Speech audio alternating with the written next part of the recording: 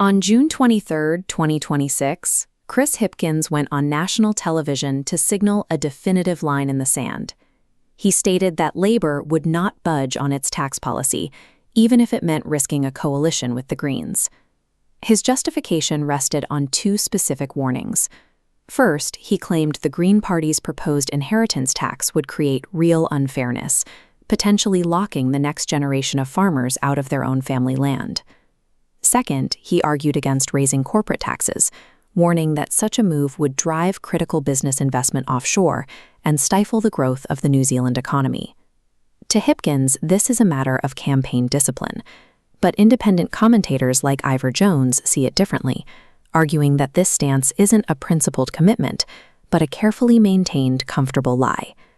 When we test these warnings against the actual legislative text, a specific pattern of protectionism emerges.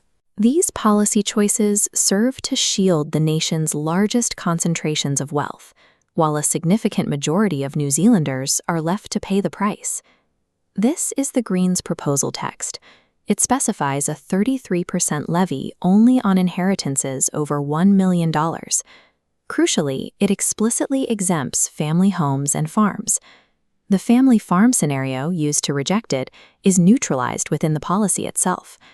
The math further narrows the impact. Out of 38,000 annual inheritances, only about 1,000 people would be affected.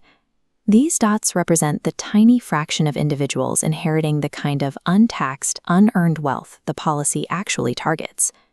Then there is the warning about corporate flight. While the government warns about driving away investment, Aotearoa's Big Four banks extracted $9.53 billion in profit last year. These are massive domestic extractions that remain largely untouched by the tax code. This bank wealth is built directly on the mortgages of working-class families. At the same time, the government is mulling whether to restore interest deductibility for landlords, further tilting the scales in favor of property investors. The current tax settings act as a shield for compounding dynasties and large corporate profits, rather than protecting everyday workers or farmers. This logic didn't emerge in a vacuum.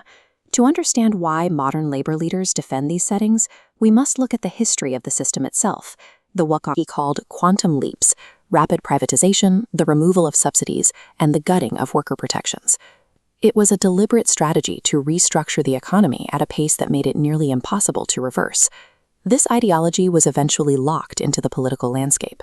Richard Prebble, a fellow labor minister, later co-founded the ACT Party, ensuring this market-driven approach remained the dominant political force. Today's political leaders have moved from being the architects of this system to acting as its project managers. Their role is to maintain the machinery and ensure its continued operation. Aotearoa's current economic inequality is the successful operation of an engineered system. It is functioning exactly as its designers intended. The scale of that engineering is visible in the data. Today, 26 billionaires in this country hold $129 billion in wealth.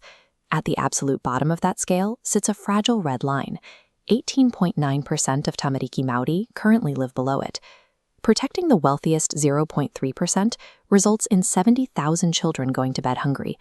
From this perspective, Hipkins' refusal to budge on tax isn't just about fiscal strategy. It's an indicator of the fear that governs modern politics, the fear of challenging those with the most power in our society.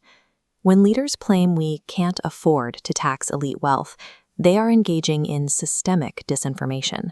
They are choosing which groups are worth protecting and which are worth leaving behind. True leadership requires the willpower to protect the vulnerable by challenging the powerful. The first step is refusing to be afraid of the answer.